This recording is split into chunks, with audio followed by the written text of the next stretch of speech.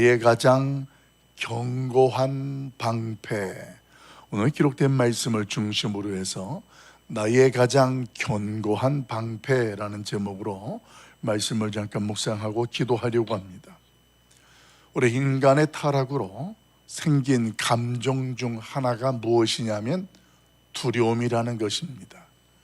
에덴 동산에서 하나님과 단절됨으로, 우리의 불순종으로 하나님과의 관계가 단절됨으로 우리 인간들 스스로가 자기를 지키려고 하고 보호하려고 하다 보니 무엇을 느끼게 되냐면 자신의 한계를 경험하게 되는 겁니다. 내가 한계를 느끼게 됐을 때 찾아오는 감정이 뭘까요? 그게 두려움이에요. 내가 두렵다라는 것은 그 어떤 현실과 문제 앞에 내가 감당할 수 있는 경계가 되거나, 그리고 내가 감당할 수 있는 선을 넘게 되면 우리는 두려움을 느끼게 되고 근심과 걱정에 사로잡히게 된다는 것입니다. 이런 모습을 성경에서 가장 먼저 보여주었던 일이 에덴 동산의 아담과 하와가 하나님 앞에 범죄했을 때 그들이 어떤 행동을 취했냐면 두려워서 숨었습니다. 하나님이 두려워서 그들이 숨었을 때 하나님께서는 그들 가운데에 찾아오셔서 그들을 불러주셨던 일이 분명하게 성경에 기록되어 있습니다. 그들이 두려웠을 때에 행했던 첫 번째 일이 숨는 일이었다면, 그 두 번째 일은 자신들의 부끄러움을 해결하기 위하여 나뭇잎으로 치마를 만들어서 피하고 해결하였던 모습이었습니다. 그랬던 이 인간들 아담과 하와에게 하나님께서는 그 두려움에서 나오도록 하셨습니다. 그것이 하나님의 부르심의 시작이었습니다. 아담아, 아담아, 내가 어디에 있느냐? 하나님께서 아담을 부르시고 인간을 부르시는 궁극적인 목적이 여기에서부터 우리 가운데에 시작이 되고 드러나게 되는 것입니다. 두려움에서 건지신 하나님, 우리의 인간들의 한계로서는, 인간들의 능력으로서는 도무지 해결할 수가 없고 벗어날 수가 없는 두려움에서 우리를 부르시고 건지신 하나님의 구원의 역사가 시작이 되었다라는 것이에요. 그 가운데에 하나님은 가죽 옷을 만들어서 그 아담과 하와에게 입혀 주셨습니다. 여러분, 바로 이것이 우리 인간들을 구원하시고 죄의 두려움에서 건져내신 예수 그리스도의 십자가 희생을 앞서서 보여주신 사건이 바로 아담과 하와에게 가죽 옷을 입히신 사건이다. 한낱 신학자들은 가죽 옷을 입힌 것이 가죽이 필요하기 위해서는 짐승 하나가 희생을 했기 때문이고, 그 짐승이 희생을 했다라는 것은 피 흘림이고, 예수 그리스도가 우리를 그 두려움에서 건지시기 위하여서, 우리를 죄에서 용서하시기 위해서 십자가에서 피 흘려 죽으신 것을 예표하는 것이다, 이렇게 설명하는 학자도 있습니다. 오늘 예수 그리스도가 우리를 위해서 피 흘려주시고 자신의 모든 것들을 내어주신 것이 옳습니다. 여러분, 오늘 이 새벽 우리 안에 있는 근심과 걱정, 그리고 더 나아가서 우리로 하여금 감정적으로 경험하게 하는 모든 두려움 속에서 하나님이 불러주시고 하나님이 건져주시는 특별한 은혜가 우리 가운데 함께하기를 예수님의 이름으로 간절히 축원합니다. 오늘 본문 속에도 보게 되어지면, 지난번 요아스에 대해서 말씀을 언급할 때 드렸습니다만, 요아스가 왕이 되어져서 하나님 앞에 하나님이 기뻐할 만한 그런 업적들을 행한 것은 사실이었습니다. 그런데 그때 말씀을 나눴던 것은 그가 시작은 하나님 앞에 아름다웠으나 끝은, 마지막은 안타까웠다라는 말씀을 드렸던 일이 있습니다. 오늘 본문에 보면 그 내용이 소개되어지며 그 인생의 마지막 말로가 소개되어집니다. 본문의 요아스는 무엇에 사로잡혀 있었느냐? 두려움에 사로잡혀 있었습니다. 하나님 앞에서 지속적인 은혜를 누리는 비결이 뭐냐? 지난 시간에 제가 말씀을 새벽에 드렸습니다. 지속적인 하나님의 은혜는 요아스를 중심으로 묵상했을 때 당시에 제사장으로 있었던 여호야다가 하나님의 말씀을 가르치고 뜻을 알려주었을 때 요아스는 그 여호야다를 중심으로 해서 그 나라를 다스리고 그 가르침의 뜻을 행했었습니다. 그때에는 여호야다를 통하여서 하나님의 은혜의 그늘 아래 품에서 벗어나지 아니하는 하나님의 나라로 왕으로 서게 되었습니다. 그런데 그 여호야다가 요아스를 떠나게 되어지자 어떤 일들이 있느냐? 그 첫 번째 찾아온 것이 바로 두려움이었습니다. 그 두려움이라는 것은 내부적인 것이었고 또 다른 하나는 외부적인 두려움이었습니다. 외부적인 건 조금 전에 읽었던 본문에 소개되어지는 아람 왕 하사엘이 침공하여서 외부적으로 두려움을 느끼게 하는 것이었고, 내부적으로는 여호야다가 없으니 그가 이제 의지하던 것이 바로 사라진 것처럼 백성들의 눈치를 보게 되어지고 함께하는 방백들의 요구에 대하여 요아스는 어린 나이에 왕이 되었던 까닭에 어찌할 바를 알지 못했습니다. 어느 날 방백들이 와서 여호야다가 없는 빈자리에 그들이 찾아와 요구합니다. 그들의 요구는 이제 우리나라가 다른 나라들 속에서 든든히 서고 잘 되기 위해서는 우리도 어떤 존재를 믿고 그 존재를 의지해야 되지 않겠느냐라는 제안을 하게 되는데, 그것이 다른 것이 아니라 우상 숭배였습니다. 여러분, 당연히 여호야다가 있을 때만 해도 우상 숭배에 대해서는 분별력이 있고 그것은 하면 안 되는 사실이었습니다. 그러니까 그 사실을 요아스가 몰랐다라는 것이 아니라는 거예요. 알고 있었고 그동안 그렇게 지켜왔었습니다. 그런데 지금 요아스는 두려움의 존재가 생긴 거예요. 내가 이 방백들을 감당해낼 수가 없고, 혹여 내가 보니까 그 당시 자기가 어렸을 때 있었던 이야기들을 듣게 됩니다. 오늘 그가 죽음의 위기 가운데에 성전에서 6년을 숨어 지내게 되면서 그 다윗 왕의 혈통을 지키게 되어지는 하나님의 섭리와 보호하심이 있었던 이야기들을 듣게 되고, 자신의 형제들 모두 다 죽임을 당했던 이야기들을 알게 됩니다. 그러니까 여호야다가 없으니 이제 나를 지켜주고 보호해 줄 것이 무엇인가? 오늘 이 사실 속에 요아스는 빠지게 되는 거예요. 그래서 방백들의 요구 속에 내가 우상 숭배를 반대하면 오늘 저들이 나를 자기 형제들처럼 시해할 수 있는 두려움에 사로잡히게 되어졌고, 그 결과 어떻게 되었을까요? 그 우상 숭배를 용인하게 됩니다. 그래서 그 말로는 하나님 앞에서 안타까운 일들이 일어나게 되는 거예요. 두려움 때문에 결국 그랬습니다. 현실이 두려웠고 함께하는 방백들이 두려웠습니다.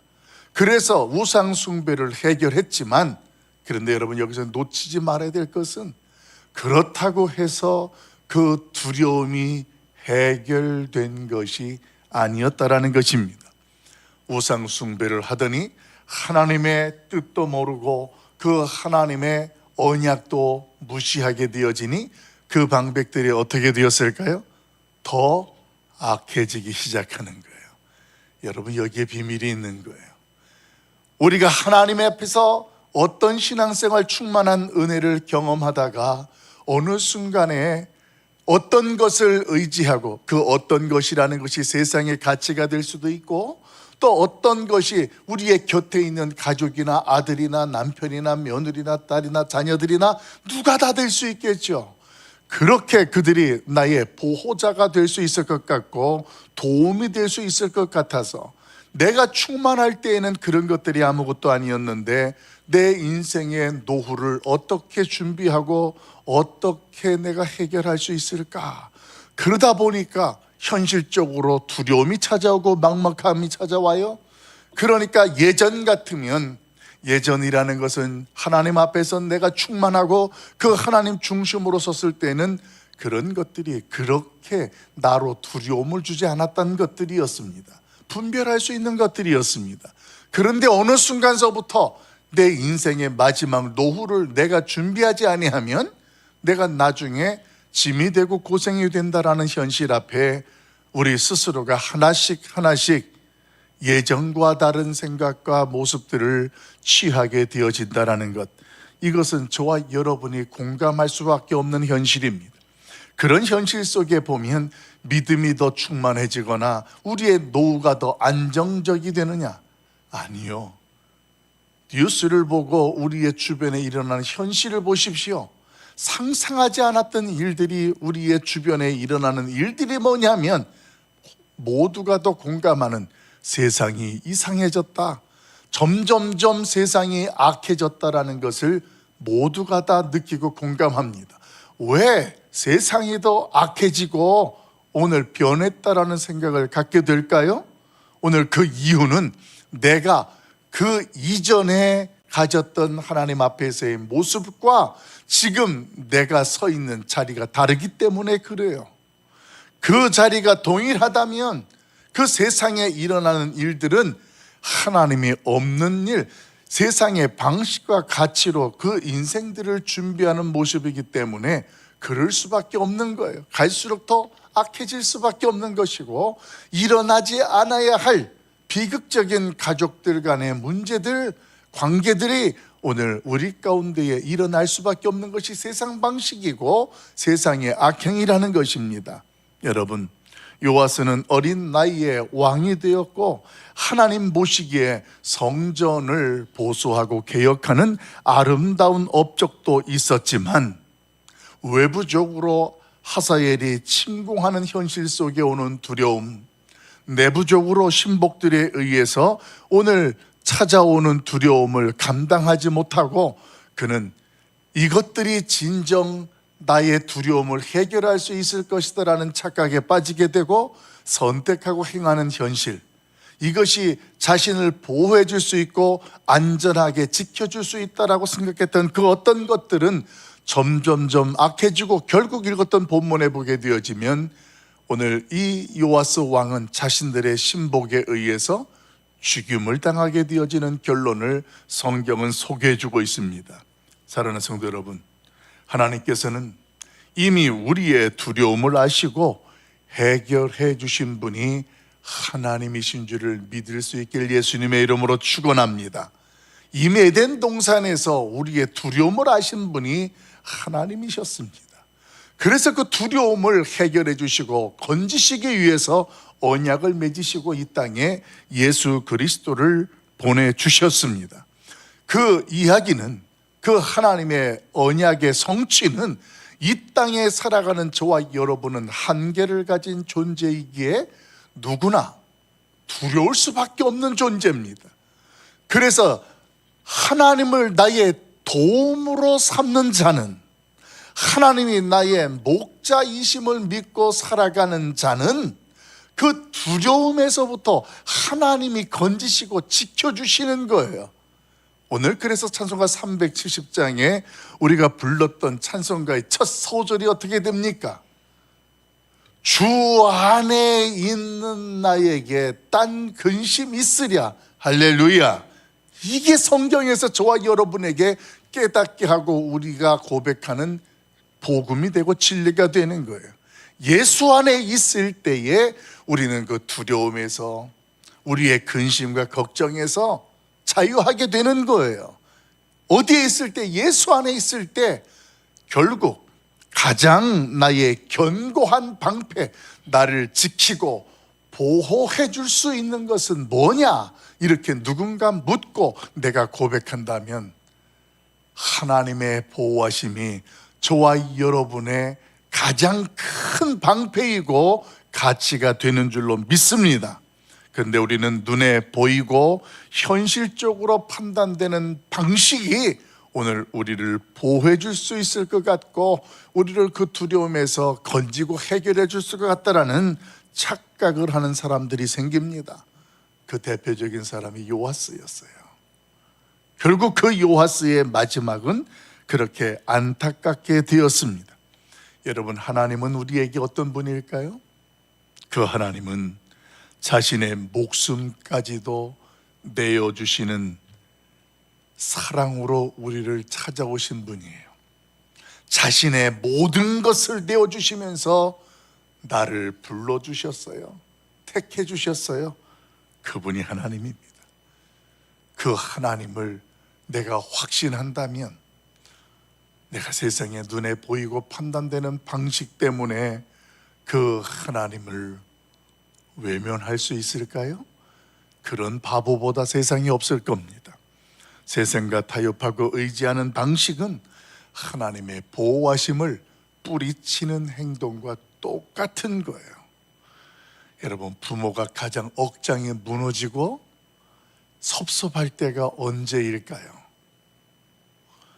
부모에게 이제는 부모님 필요 없습니다, 제가 알아서 살아갈 테니까 간섭하지 마세요, 아무것도 모르면서 할 수도 없으면서 자꾸만 귀찮게 하지 마세요라는 것을 듣거나 느끼게 될 때 그 밀려오는 그 현실은 부모님께서 한평생 동안 그 자녀의 보호자가 되었고 지금까지도 보호하고 앞으로도 보호하려고 하는 그 중심에 얼마나 비통함이 느껴질까요? 여러분, 하나님의 심정이 그 심정이라는 겁니다.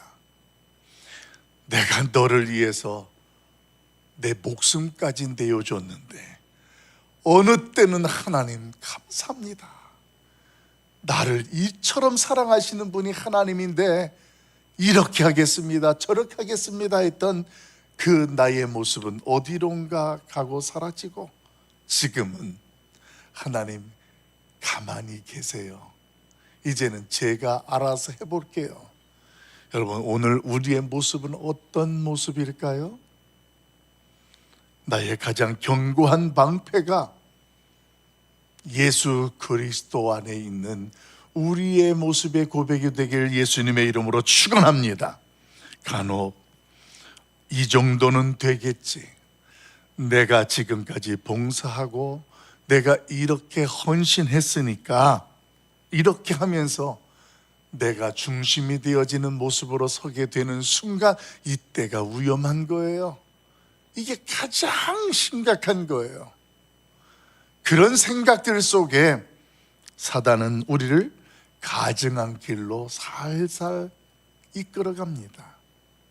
이 정도면 됐겠지, 안심하고 안정하는 나의 모습 속에 여러분, 그 모습이 위험해지는 거예요. 지난주에 이제 여러분들이 가스펠 아카데미로 모여서 우리가 함께 시작을 하는 스타트를 소개도 하고 기도하고 진행됐습니다.